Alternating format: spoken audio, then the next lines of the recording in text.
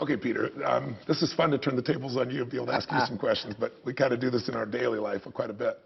I mean, most people know the level of success you've achieved. I mean, 52 Academy Award nominations, one of the youngest guys to run a studio, running Sony, Polygram, you know, your television shows, you know, how many years, 25 years now, 30 years at UCLA as a professor?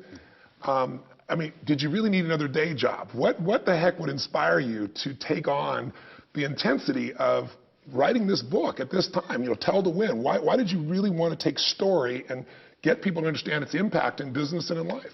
If I knew what I knew now, I'd never do it. I mean, I was in you talk about a rising tide. Yeah. This book business is like this, all right? It's like, oh my God, can I get there before all the water leaves the ocean? Yeah. It's pretty daunting. Yeah. But what really happened is I was a storyteller in movies and television, as you said, in sports. I was a storyteller. That was my craft. And then I realized I had success and I had failure. And I wondered, why did I succeed more than I failed, and why did I have more joy, less pain? And I realized one of the secrets that I had, one of the talents that I had, is when I told a purposeful story, when I was telling the story correctly, it was a powerful tool to engage others for success and for my success as well as their success. And so it's really a story that emotionalizes the information. Rather than doing data, facts, information, which I did all my life. Here are the facts, here's the data, fire all those bullet points. It worked. It didn't really work because I was aiming at their wallet or their feet or their head. This is where hits are born, right here. So when I used story, it metabolized all those things. They remembered it. Emotion bonded with information becomes memorable, resonant, and actionable. When I saw that, I realized there was no secret. Everybody had it. And so my job was not to give something to you or you or you or you, but to shine the light on something they had and say, these are the tools that you can use to extract that and use it for your success. And so that's why I did it. Well, I'm glad you did, because I've had a couple decades of you and I swapping stories, and I've gotten to see the inside of what drives you. And you've always been such an unbelievable giver to people. And I know the real reason you did this was not just because you had the information, but because it's part of your legacy to touch people's lives. That's why you do the things you do at UCLA. That's why you take care of people the way you do that nobody knows about you, Peter, but I do, and a few of your friends certainly do. A lot of your friends certainly do. I'm just curious. We know that if you ask somebody, where were you last 6 months ago on Tuesday night, they have a clue. But if you say, where were you on 9/11, boom, right? Because it's not just information, there's the emotion. You know, where'd you stay? What was the hotel room you were staying in 6 months ago? You don't know, but if something special happened that night, you might remember, Or if right? you had food poisoning. Yeah, or if you had food poisoning. That's true, pain or pleasure. Right. I agree with you, the emotion's there. But not all stories are equal. Not all stories are equally appreciated. Not all stories hit this heart or in the gut, right? What makes the difference? Give me 3 things that make a difference between a story that just gets told and a story that actually touches that heart or soul, moves someone to action, creates a real change. Well, there are a lot of elements, and any one can be a game changer. You don't have to use them all. If you use them all, maybe you'll have magic. But there are a number of elements. One thing is, you don't go tell a purposeful story unless you have a goal. What's your goal? They are transporting all the information. What is the goal? And when you hide the goal, you say, I won't show them the goal. You were talking about this before. I'll keep it, my agenda private. They get that. Your authenticity. They don't trust you. They don't trust you. Yeah. And trust comes as the formation of a relationship, which comes before transaction, before you can get them to move their feet or their wallet. If you come in and think of these people as customers, clients, and patrons, they protect their groin, they protect their wallet. But if you think of them as an audience and you render an experience to them, they open up their heart. And or as a friend or as family. Anyway, you're emotionalizing your offering. Right. So that's really important. Another thing that's really, really important is when you... Let me ask you something about that, sure, so I can clarify. So you say, I got to know my purpose. What if their purpose is they want to get to their groin or they want to get to their wallet? Well, it's not wrong to have... Because some people have that outcome. It's not wrong to have a desire to have the person transact with you. Your question is, what's the tool of purpose? If you're going to use a story, telling a purposeful story to move them to transact with you, you have to have an emotional story. You have to have something that gets them emotionally, because they're not going to metabolize it. They're not going to act on it. And if they don't trust you, they're not going to really hear you, or as you use your expression, get you. Right. And when someone doesn't trust you, listen, you walk into the room hiding your agenda, you walk into the room unauthentic, before the first words are spoken, that person gets, oh, what's going on here? That's the way we're wired. So you're saying there's story, for a story to work, it's not the story, it's the relationship first. If that relationship's not one of trust, the story is just going to be seen as a form of manipulation. 100%. So the idea is that authenticity that you, as a teller, must shine through. So what do? People say, I'm going to motivate. They call you a motivator or somebody else. Here's what I look at it. The first person you motivate is yourself. What's your intention? If your intention isn't authentic, if your intention isn't valid, if your intention isn't valuable, if your intention isn't generous, they're going to get that. Before, language is a technology. Before there was language, we got that. We didn't know enemy, friend, tribe, not tribe. Non-verbally. Non-verbally. And it's so powerful. So the idea is align your intention before you go into the room to prevent or present or design your attention. So you're saying that before I'm even worrying about the story, what I got to worry about is how am I going to serve them and me? Obviously, I got to serve myself also here if I'm going to be in business. That's not wrong. Right, that's not wrong. But I got to make sure that I can really see the victory for them first. Then once I have that intent, I'm going to have a different relationship from which to have a story have an impact. So perfect, and that's why you're such a great storyteller. What's in it for them has got to be what it is. If you try to be interesting instead of be interested, what's in it for them in this story? If there isn't in it, they will never take it in. They will never metabolize it. They will never own it, and they won't even remember it, let alone act on it. So that's really some of the core elements. But the key is it's telling a purposeful story. There are 4 or 5 elements in the tell, before you even get to the story, that make the story powered. Could tell me what those are. You've got to have your own intention correct. Okay, we got all right? that. You've got to be authentic. All right, what yours. You've got to be interested rather than trying to be interesting. Got it. You've got to have a goal that's generous. There's got to be really generosity in the goal. Love that. All right? You've got to be interactive when you engage. It's not a monologue, it's a dialogue. You've got to leave room for them to own it. You can't make them own it. They've got to move forward to own it. Your job is to give them proprietorship over the story so it's theirs. And when that happens, they become an advocate and an apostle for their story and your product.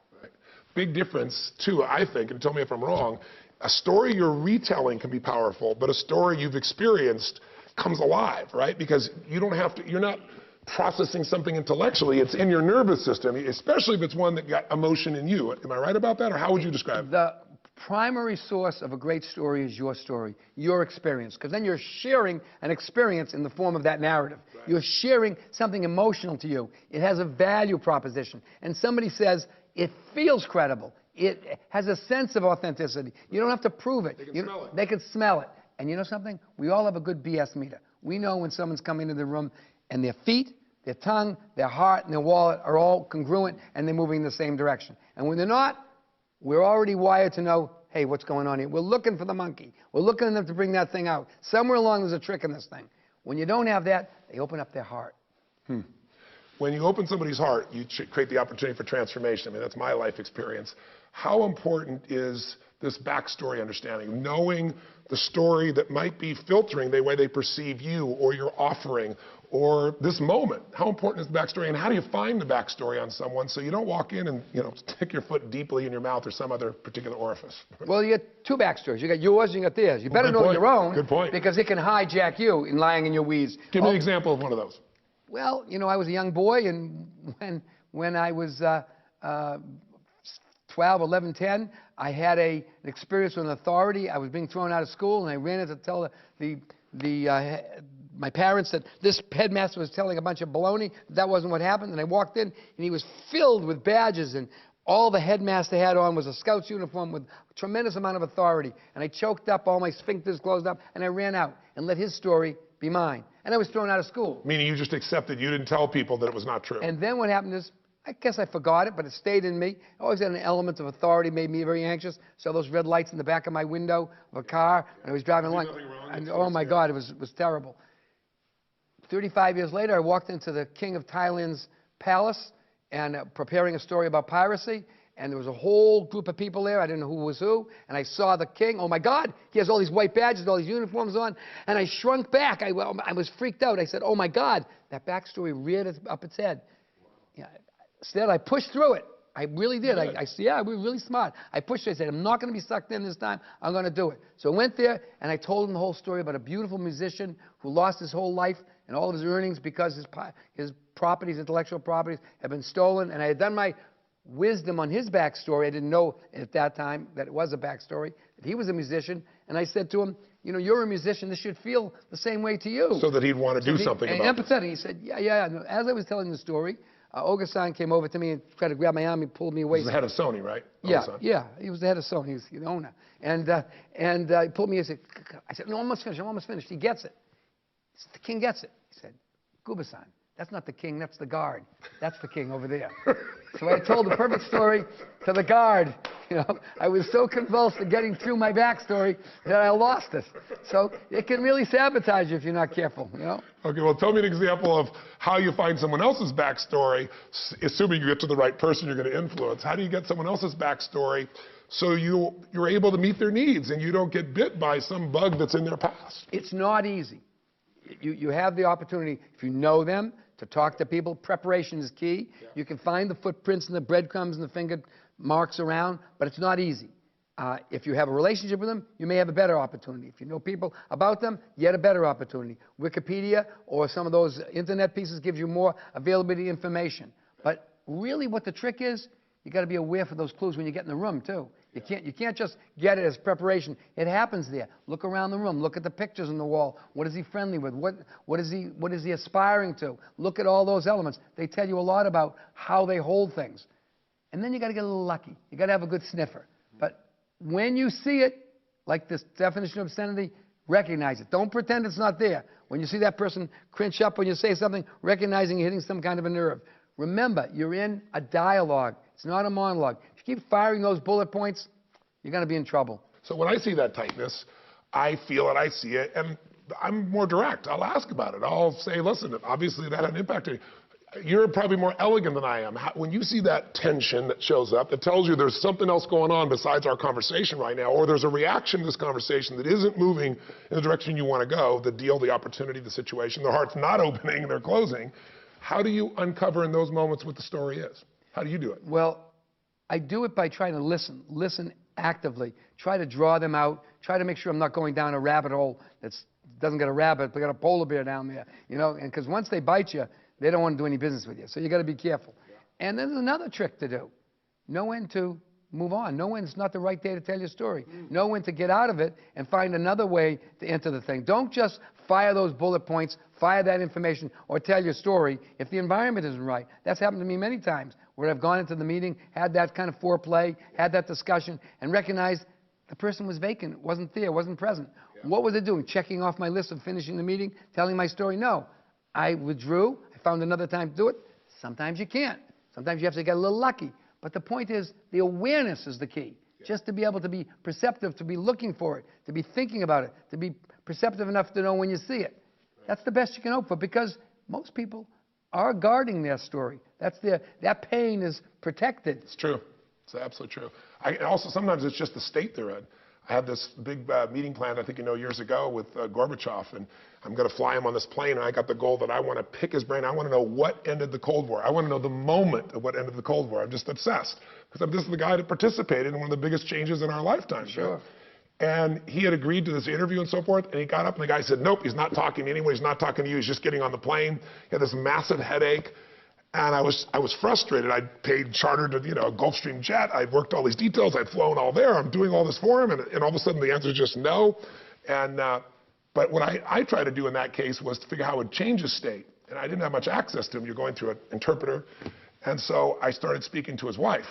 And I just thought, there's a backstory to every man's life, which is when his wife says something he disagrees with, it gets his attention. So I deliberately engaged her, and he started correcting her, which got him in a dialogue. And then I eventually got to hear the answer to that question. So sometimes maybe it's also knowing how to change somebody's state in a playful way. Now, I know you've done that, and that's why I'm setting this up, is you've shared so many stories with me over the years, and there's stories where the pitch that you gave, the presentation you gave, did not work.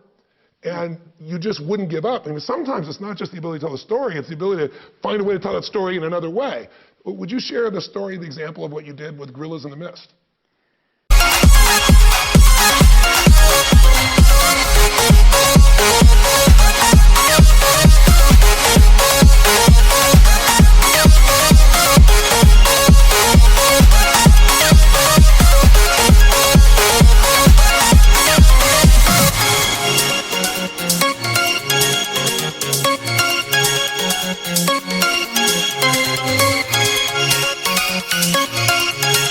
Thank you.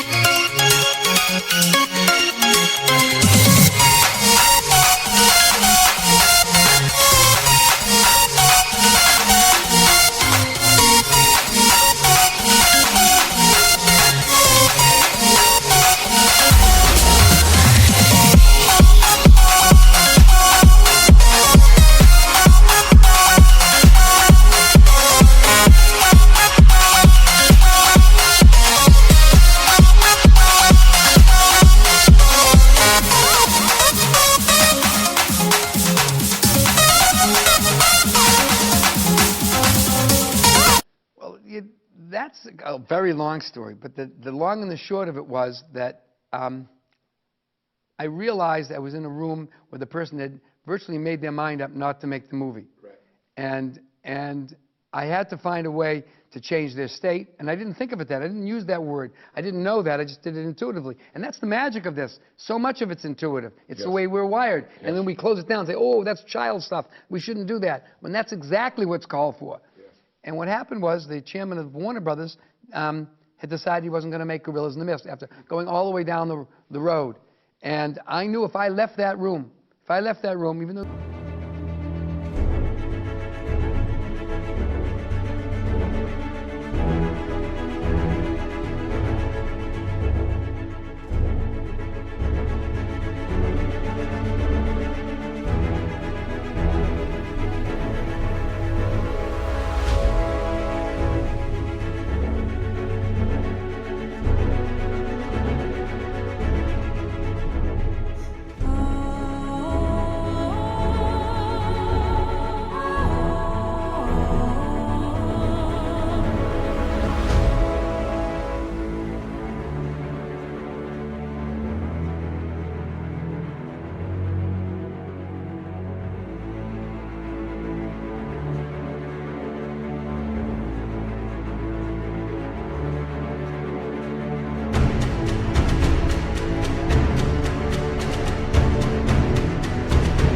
thinking about it. If I left that room, the no became absolute. So I literally decided I'm going to stay in the room. And I took on the role of the gorilla. I laid on the floor, put my arms out, and I said, you're going to let this gorilla die? I talked about the gorilla. You physically laid down on the floor, and I just said... What did he say? He said, are you crazy? That's what he said. I said, I'm not leaving until you say yes. I said, this is a powerful story that needs to be told, and we've gone all the way down the road, and we can make this thing. We will not have the risks you said. I've shown you that, and I'm determined to live with that, and I'll put my money on the line to prove it. Is it true that he said, just invited the next guy into the meeting? Yeah, and then he said, okay, I got to have another meeting. He called the secretary. And you're still on the floor? Still on the floor, brought him into the room. He sat down. The guy didn't notice me at first, and then he started making his presentation to him, and then he looked over at somebody laying on the floor. He said, who's that? And then Terry said, that's a felled gorilla. And he said, a felled gorilla. So then Terry retold the story that I had told him. And in telling it, that story, he kind of owned it. You know, it was a different change. And I said to him, you got to do it, you got to do it. He said, okay, you're going to put your fee up? I said, yeah. I said, okay, we'll do it, get out. And I ran out the door. And as I ran out the door, I heard the guy say, if I lay on the floor, will you make my movie too? So you never know. You know, you got to be spontaneous. And that movie, wasn't it not nominated for an Academy Award? 5 Academy Awards. 5 Academy Awards. Yeah, and the Gorillas are still here, and I am too. Thanks a lot. Thank you, my friend.